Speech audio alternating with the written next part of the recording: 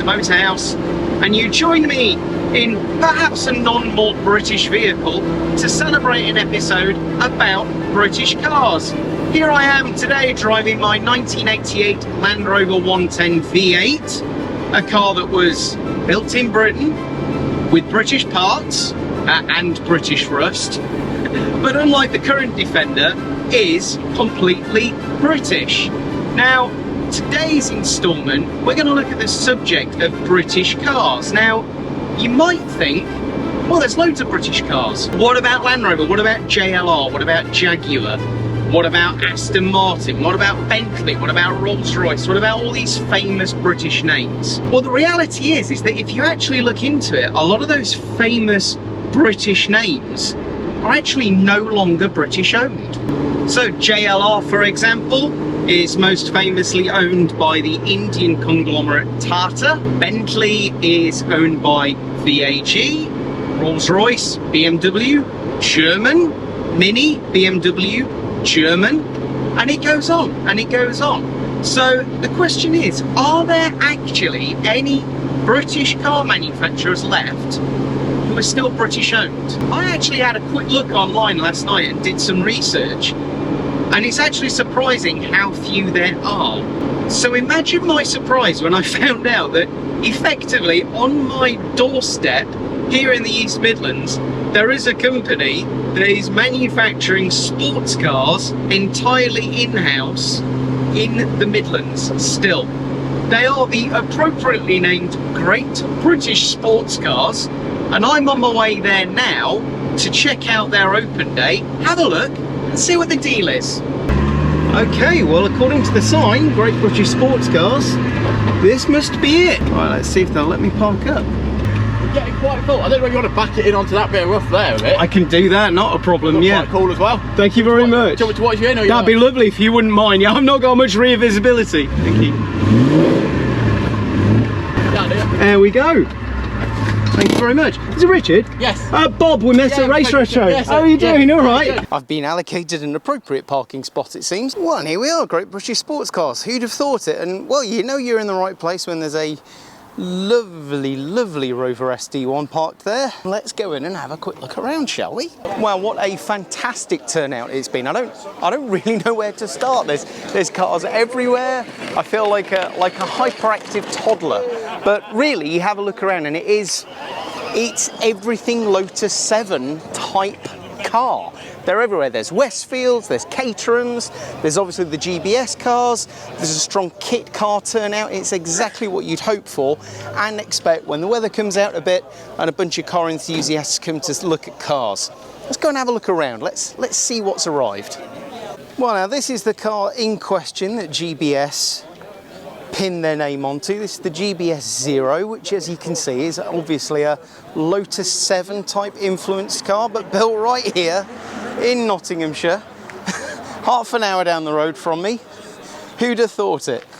What's this? Look, even a doubled-in screen in a Lotus 7 type car. Minimalism with a bit of technology, perhaps. Who knows? So I'm here with Richard, director, is that the right term, Richard? Yeah, director. Of GBS. How's today going for you so far? Well, the weather's perfect. You couldn't ask for a nicer day in March, could you, really? You couldn't. Really good turnout, really good mix of cars. Yeah, absolutely. So, my first time down at GBS, for people who don't know what GBS is about, or what the Zero is about, in a nutshell, how would you describe the company and the car? So GBS, the main activity is we make our own car. We make 80% of the car on site, from our dampers, calipers, throttle bodies, all the bodywork, exhaust systems, the whole lot. Did you say something like 80% of the car is over 80%? Over 80%? Calipers, all the composite panels, exhaust manifold, so from the flange to the tip. Wow. Bodies. Really? Doors. So something that I'm covering today is that you think of British car companies, but a lot of British car companies aren't maybe as British as you'd expect, are they? No, there's not many at all now. We are solely British owned. We buy British wherever we can, local, source of materials, everything. Yep. It is surprising though how much engineering that is in the UK. We just don't really shout about it. Yeah. we're definitely the world leaders in it, but we don't really do ourselves justice. Because Britain's a great motorsport hub, isn't it? Like all the big F1 teams are based in the UK.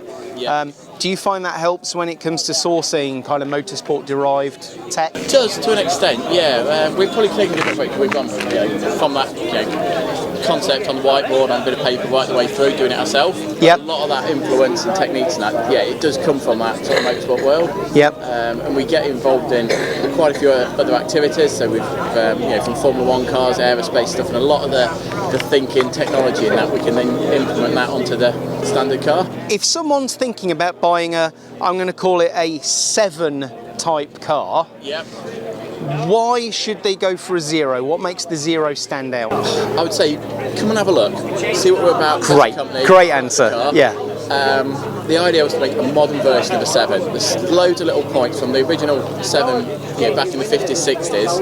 We've taken all the advances in technology, design principle, everything, and tried to put it into a modern package. Of course, it's a fundamental design and concept that's been around for 60 years? Got to be, yeah. So at least 60, isn't it? Something like that. So, but still evergreen, still popular, isn't it? Still very popular, still evolving. We're trying to have a year-on-year improvement on the car.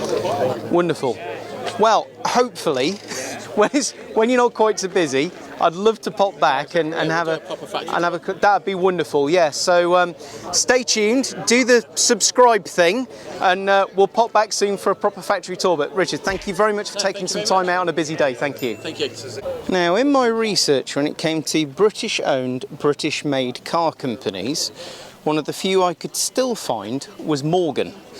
And I don't think there's anything much more anachronistically old world British when it comes to sports cars than a Morgan, is there really? Nice to see this one here. And of course the wonderful thing about Morgans, you have a look and you go, this could have been made last week. Could have been made in 1920 Commonwealth Empire.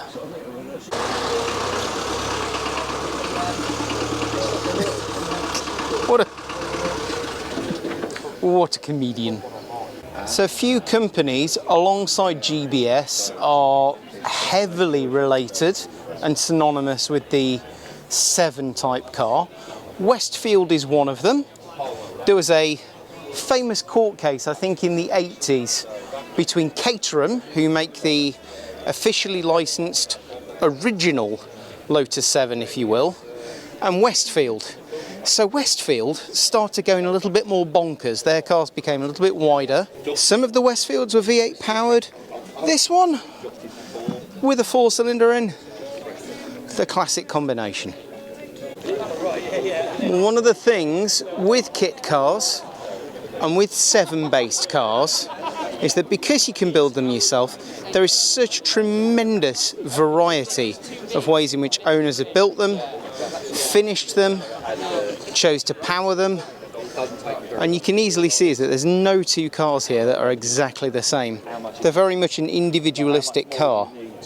At this point, I interviewed Dexter and set up the shot so that I'd fit in height, but being a short arse, I managed to clip off Dexter's head. Sorry, Dexter. So, we're down at GBS Sportscars. This is the main car they make, the Zero, and, well, we get to meet an owner. Here's Dexter. Say hello, Dexter. Hello. Right, tell us about this lovely, lovely looking machine of yours. So this is, was originally a factory built Zero back in 2015. Okay, yeah. So it's it's a 10-year-old car now. The lucky opportunity to do a work placement here. Oh, okay. So, right, so you know the car's really intimately then. I know the car perfect. very well. Main projects I've been doing has been design work. Okay. So over the past 2 years, I've been designing various bits for the car. So all the rear lights for the car, they're all done by me. Yep. And after about a year and a half of placement, this car just rocked up one day for sale. It just happened to be here. It just rocked up. It just rocked up. It found you. I come in every week. You don't know what's here. Yep. And it was just sat in the back, and I was like, this could be quite nice. It was quite decent money.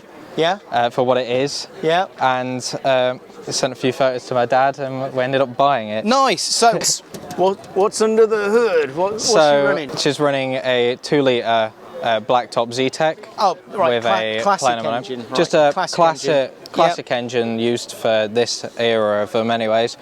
Bolted to the MT75 transmission. Right, standard Ford box, yeah. Just standard Ford engine gearbox, and then running the standard Sierra diffs and hubs for the front and rear.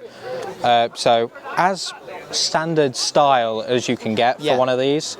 So what do you like about having not just the Zero, but this kind of kit car, this kind of sports car? Why this and not, say, something like an MX-5 or an off-the-peg built sports car? What do you like about this? It's a head turner, isn't it? It most certainly is, yeah. There's always, someone will always turn their head at this. Yeah. Whereas if you rock up in like an MX-5 or something, you never know what's actually going to happen. Yeah. But yeah, it's a really fun car to drive. It's a little twitchy in times, but then you know where the limit is if you drive it a little too much. Now, if you don't mind me saying, Yep. you look like quite a young chap. Yep. For a sports car. How old are you, Dexter? I'm 18 years old. 18? Yep. 18, and this is your car? Yep. Do you know what my car was when I was 18? A Fiat Cinquecento. That was my, wow. I'm telling it now, Dexter is the man, 18, and this is his set of wheels. What do your friends think? They find it quite funny. They're funny. Yeah. Funny. it's a bit of a random thing.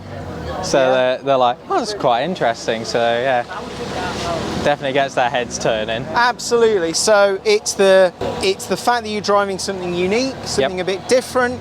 What about the performance aspect of it? That's got to have an aspect. So surely. it doesn't matter what gear you're in. You put your foot down and you're over the speed limit. Yeah. So it's just a brilliant driving experience. So, right, I want you to look straight down that lens there, and I want you to say your top 3 things that you love about this car. So, go. So, things I like about it, the style of it, mainly. It's just an instant head turner. Then you've got the performance of it, of just knocking any car out for the money completely.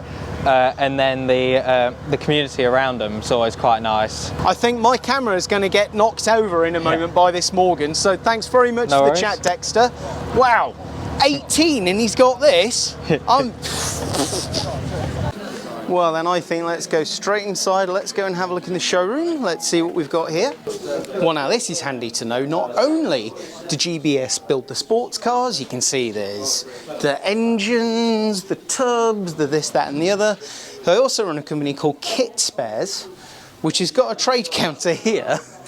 And very conveniently, if you're building a kit car, if you've got some kind of car project, then they actually offer a lot of the components that they use in their cars, as well as lots of other useful accessories. Now, that's invaluable for me. I didn't know this was on my doorstep, and perhaps a lesson that look what is on your doorstep. Britain is great for these kind of cottage industry manufacturers and outlets and specialists, so you never know what might be on your doorstep.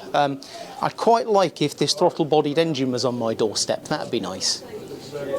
This is great. Sorry, I'm massively getting my nerd on here, but look at the selection of diff carriers, hubs, uprights, drive shafts. And I'm sure someone will tell me if I've got this right, but a collection of Sierra differentials. I wonder if Ford had any idea when they designed the Sierra all those years ago how long it would remain such an exceptional donor car. I bet there's more Sierras in bits left than original cars. So, and into the workshop, which they've opened up for us today. This apparently is where the magic happens. So here we go, here's a GBS Zero, fully built. Cars in various states. Now, as you would expect with something like a Lotus 7 type car, you can buy these as a kit. I should probably call it a GBS Zero. They'll probably be quite upset if I keep calling it a Lotus 7 type car. With the GBS Zero, you can buy these as a kit to build yourself in packages, or you can buy a fully built car that's made here in Ollerton, in Nottinghamshire. So yeah, here we have on my doorstep a small 100% British car manufacturer. Fancy that. Ooh, Well, what a wonderfully surprising quick visit this has been. Lovely to see car enthusiasts digging their cars out after winter hibernation, getting ready for spring, but also wonderful to see that, yes, clearly there is still manufacturing like this on my doorstep. I've had an invitation from Richard, the director, to come down and have a proper full factory company tour. There's also some interesting developmental cars that I've been tipped off about that they're going to show me whilst I'm here the next time. So please, if you'd like to see that, like, share and subscribe. It does make a massive, massive difference. And I'll see you again soon on another episode of Motorhaus.